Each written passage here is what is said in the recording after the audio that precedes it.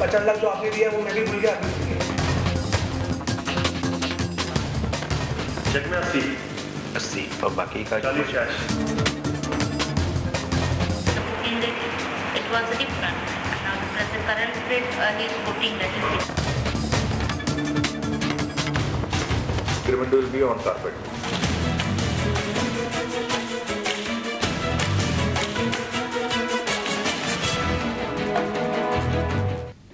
तो TV9 पर हमारी यह खास मुहिम ऑपरेशन ब्लैक मनी जारी। हमारे साथ जुड़ रहे हैं सुलेमान भिमानी, राठी एक्टिविस्ट हैं। अमित मारू भी हमारे साथ जुड़ेंगे। सुलेमान, आपसे जानना चाहेंगे, आपके पास तमाम कागजात मौजूद हैं। हमने देखा है किस तरह से ब्लैक और वाइट का ये खेल खेला जाता है और जो फ़र्क आपकी बुकिंग अमाउंट और करंट अमाउंट में होता है उसे कैश के रूप में लिया जाता है।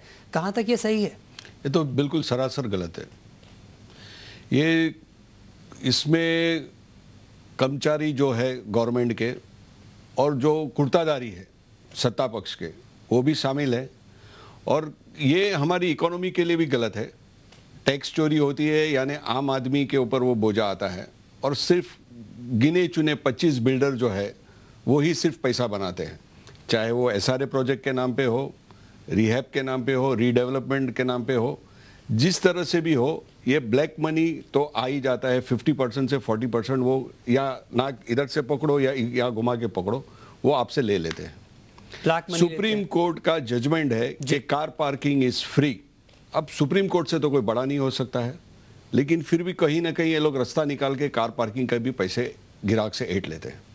यानी तमाम कोशिशों के बावजूद इसे रोका नहीं जा सकता है। हमारे साथ अमित जुड़ रहे हैं। अमित, बताइए, फिलहाल जो ताज़ा हालात दिख रहे हैं, क्या लगता है अभी के वक्त में जो स्थिति बनी हुई है, क्या कुछ किया जा सकता है? क्योंकि आप काफ़ी सारे मामले आप खुद भी देख रहे हैं अपने सामने। ये सबसे बड़ी बात है कि पार्किंग को यहाँ पर चार्जेस लेकर दिया जा रहा है।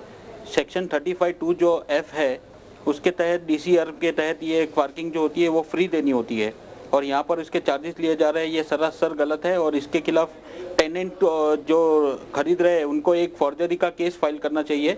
और दूसरी एक चीज़ यहाँ पर दिखी है कि जिस तरह से बिल्टअप एरिया को कारपेट एरिया बताकर जो बेचा जा रहा है, तो कारपेट एरिया जब बिल्टअप को कारपेट बना रहे तो ऑटोमेटिकली जो ओरिजिनल बिल्टअप एरिया है वो और बढ़ जाता है।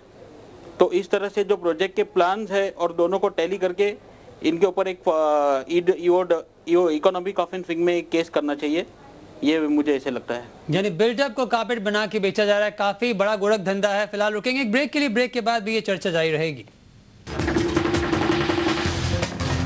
50 लाख जो आपने दिया वो मैं भी भूल गया। चेक में 80 और बाकी का 40 cash. It was different. Now the current rate is 14 lakhs. Increment will be on carpet.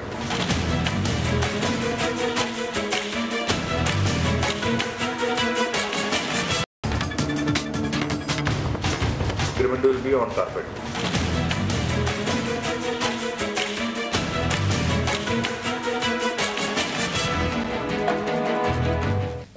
तो TV9 पे हमारी यह खास कार्यक्रम, खास पेशकश ऑपरेशन ब्लैक मनी जारी। हमारे साथ तमाम लोग जुड़े हुए हैं। अमित मारू हैं, RTI एक्टिविस्ट, साथ में सुलेमान भिमानी हमारे साथ जुड़े हुए हैं। सुलेमान, आपने तमाम चीज़ों के बारे में बातचीत की है। अभी जो फिलहाल स्थिति दिख रही है, क्या लगता है सरकार के तमाम कोशिशों के बावजूद जो ब्लैक मनी है, चूंकि हम देख रहे हैं 50 से 60% लोग कैश में लेते हैं, इसे किसी भी तरह से अकाउंट नहीं किया जा सकता। आखिर ये पैसा जा कहाँ रहा है? फिर ये पैसा जा रहा है 25 जो बिल्डर है यहाँ पे बॉम्बे के, उनकी जेब में जा रहा है और जो कुर्ताधारी है, जो सत्ता पक्ष के नेता है, उनके जेब में जा रहा है। मेरे पास कागजात है जिसमें कांग्रेस के अमीन पटेल, श्री अशोक यादव MLA कांग्रेस के, मोहसिन हैदर कॉरपोरेटर कांग्रेस के, इन्होंने MMRDA पे दबाव डाल के एक फर्जी SRA सोसाइटी जिसका रजिस्ट्रेशन भी नहीं था उसके साथ में MMRDA का एग्रीमेंट करा के और free of cost transit camp दिया, यानी बिल्डर को ट्रांजिट कैंप बनाने का पैसा बचाया और वहाँ पे वो स्लम को ना तोड़ते हुए इन्होंने MMRDA के फ्री ट्रांजिट कैंप के 300 रूम के अलावा जितने वैकेंट रूम थे वो भी ताबे में ले लिया ना। आज तक 5 साल में उन्होंने कोई BMC चार्जेस भरे और वो 100 रूम को एलिजिबल जो थे उसको छोड़ के बाकी के 400 रूम उन्होंने किराए पे दिए। 6,000 रुपया महीने का किराया लेते थे, 1.5 से 2 लाख रुपया डिपॉजिट लेते थे। ये टोटल कैश था और ये कैश जा रहा था सर्वधर्मी सोसाइटी के 2-4 कमेटी मेंबर को, ग्रेस प्रॉपर्टी को। और जब ये इवेक्शन, जब मैंने ये कंप्लेंट किया राहुल अस्थाना जी को कि भाई ये आपके काल में नहीं हुआ, ये रत्नाकर गायकवाड़ के टाइम पे हुआ, तो उन्होंने स्ट्रिक्ट एक्शन लिया। और जो दिन इवेक्शन हो रहा था, अमीन पटेल बार बार फोन कर रहा था सीनियर पीआई को गोरेगांव के कि आप इस पे एक्शन मत लीजिए, ये इनोसेंट लोग हैं। अमित, क्या कहेंगे जिस तरह से नेताजी इस तरह से दिलचस्पी ले रहे इस पूरे मामले में, कहीं ना कहीं ऊपरी स्तर पर लीपापोती हो रही है? ये सबसे बड़ी बात है कि नेता इस भ्रष्टाचार में पहले शामिल है। आज आपके टीवी 9 के द्वारा मैंने एक पहले न्यूज़ देखी थी जिसमें एक नेता था जो बोल रहा था कि मैं आरएनए बिल्डर के सिवा किसी को काम करने नहीं दूंगा। और इसी बात को लेकर एक बहुत बड़ा बखेड़ा खड़ा हुआ था और उससे ये सच्चाई साबित हुई थी कि बिल्डर की साठगांठ के साथ में नेता भी जुड़े हुए हैं। हर एक बिल्डर के पीछे एक नेता है, ये तो साफ तौर पर दिखता है। और नेता ही आज देश चला रहे हैं, तो इसकी कोई गुंजाइश नहीं है कि यहाँ पर कुछ हमारे न्यायपालिका जो है, न्यायपालिका के अंदर न्यायपालिका के ऊपर पूरा भरोसा करके हमें चलना चाहिए। नेता के ऊपर तो हम बिल्कुल भरोसा नहीं कर सकते, क्योंकि नेता खुद बिल्डर है और ये जो पूरे का पूरा पैसा है वो उनकी जेब में जा रहा है। तो पैसा उनकी जेब में जा रहा है, लेकिन बड़ा सवाल यहाँ पर यह, सुलेमान आपसे जानना चाहेंगे, आपने बताया कि तमाम नेता यहाँ पर इंटरफेयर कर रहे हैं, लेकिन जब CAGR-CGST रिपोर्ट आती है तो बार बार ये कहा जाता है कि ये रिपोर्ट फर्जी है, सही नहीं है। आखिर कोई ऊपरी अथॉरिटी नहीं है तो जाहिर तौर पे जो कहते हैं ना, पार करप्शन एब्सोल्यूट, पार करप्ट एब्सोल्यूटली, यही वाला स्थिति लगता है नेताओं के साथ। बिल्कुल बिल्कुल, मैं आपके साथ में बिल्कुल सहमत हूँ।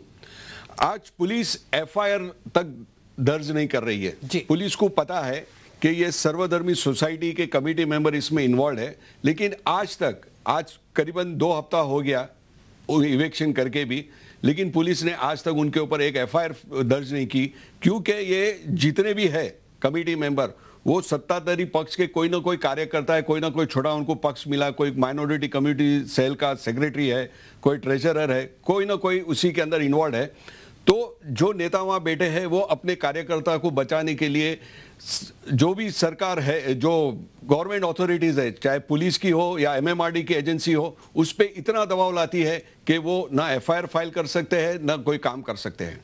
बिल्कुल अमित, आपने कई सारे RTI इस तरह से दायर किए हुए हैं, क्या लगता है आपके तमाम कोशिशों के बावजूद, चूंकि तमाम चीजें आपके पास, सुलेमान के पास मौजूद है, लेकिन किसे दिखाएं? आखिर कहीं भी आप जाते हैं आपको रिड्रेसल नहीं मिल पा रहा है। यही एक हमारा भाग्य है कि हम जो सिर्फ न्यायपालिका के ऊपर ही ये अवलंबित हो जाते हैं, और जबकि मंत्री और बिल्डर ये दोनों की साठगांठ की वजह से जिनसे निचले के जो ऑफिसर्स हैं वो अगर इसके अंदर कुछ लाना चाहते तो वो भी नहीं कर पाते। वो भी ऐसे कहते हैं कि हम इसमें कुछ नहीं कर सकते, हमारे हाथ बंधे हुए हैं। ये देखकर हमें भी शर्म आती है कि आज जो महात्मा गांधी का जो ये देश है, पूरा जो उन्होंने अपनी लीडरशिप दिखाकर जो आज देश को छुड़ाया, उनकी लीडरशिप में आज लोग उनकी जो कांग्रेस है, जो कांग्रेस आज लूटने पर बैठी है। सबसे बड़ी शर्म की बात है, लूटने के लिए बैठी है कांग्रेस। सुलेमान आपसे जानना चाहेंगे, चूंकि आपने बताया कि कैश, चूंकि इसका कोई रसीद नहीं होता है, इस पेपर ट्रेल को आप हिट नहीं कर सकते कहीं पर, तो आखिर किस तरह से पकड़ा जाए, चूंकि 50 से 60% कैश में ब्लैक मनी जा रहा है? इसको जब तक अगर गवर्नमेंट के पास विल नहीं है, हम RTI एक्टिविस्ट हम कितने भी चिल्लाते रहे, कितने भी प्रूफ इनको देते रहे, इसका कोई असर नहीं होगा।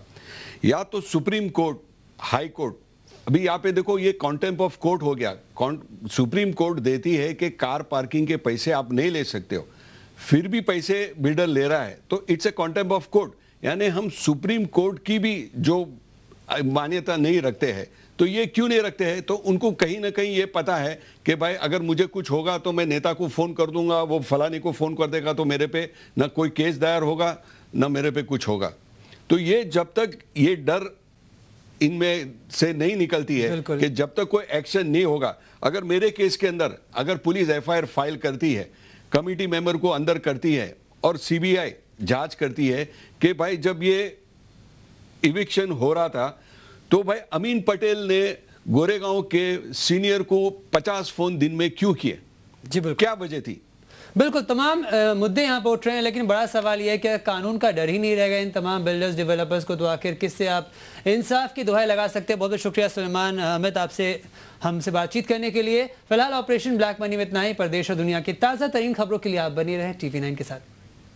पर फिलहाल उसे जाने से पहले आप के लिए हमारा एक सवाल है। TV9 पर जारी है ऑपरेशन ब्लैक मनी। आप क्या सोचते हैं मुंबई के बिल्डर्स के बारे में? क्या बिल्डर्स का गड़बड़ घोटाला सरकार की मिलीभगत से चल रहा है?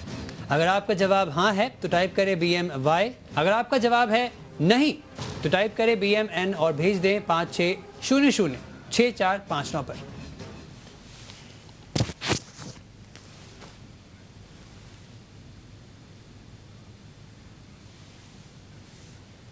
फिलहाल मेरे साथ इतना ही, पर आप बने रहें TV9 के साथ। 50 लाख जो आपने दिया वो मैं भी भूल गया।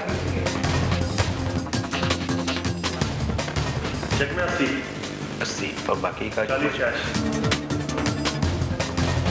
In that it was different. And now the present current rate he is quoting that is Agreement will be on carpet.